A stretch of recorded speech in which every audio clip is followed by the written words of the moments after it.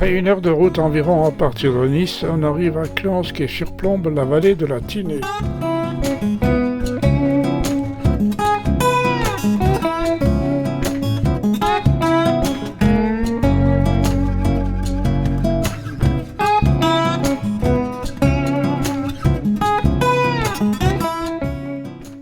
Dès l'accès au centre du village, on peut apercevoir la collégiale qui se dresse au bout d'une place réservée aux piétons et aux enfants, dénommée la place du Verger.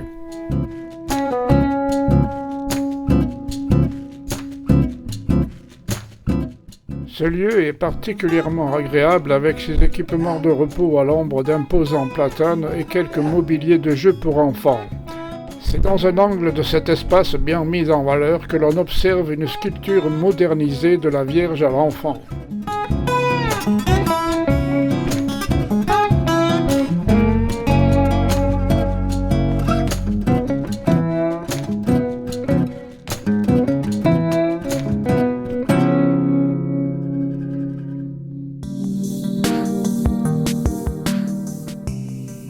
C'est une église entièrement baroque, réunifiée sur une église précédemment gothique à la fin du XVIIe siècle. Sa structure est bâtie sur plan basilical avec une nef assez large comportant 6 chapelles latérales se faisant face 2 à 2. Le prêchoir comporte une cuve assez récente, mais l'abat-voix au-dessus est d'origine de la fin du XVIIe siècle. L'orgue réalisé par Grindard date de la fin du XVIIIe siècle. Dans le mobilier, on peut distinguer les stalles situées dans le chœur et 2 bénitiers qui remontent au XVIe siècle, à l'époque où l'église était gothique. Ainsi d'ailleurs que les fonts baptismaux très anciens situés près de l'entrée.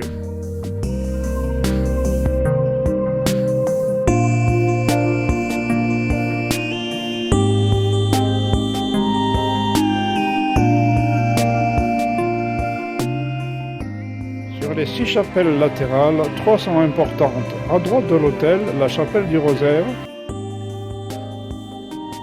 En face, l'autel de Saint-Joseph. Et à gauche du Rosaire, la chapelle des âmes du Purgatoire.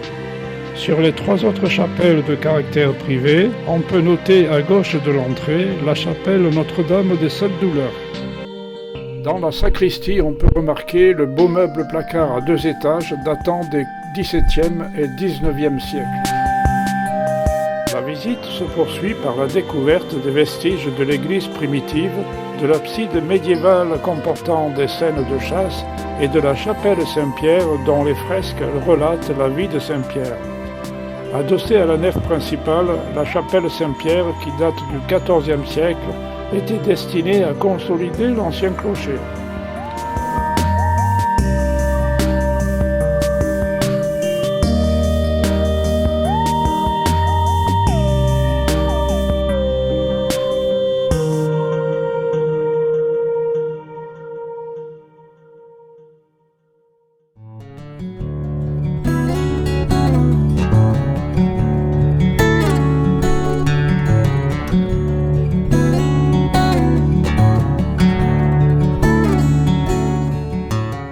À la sortie de l'église, on peut appréhender son emprise sur la place centrale du village, avec son abside semi-circulaire qui date de l'époque romane et son clocher.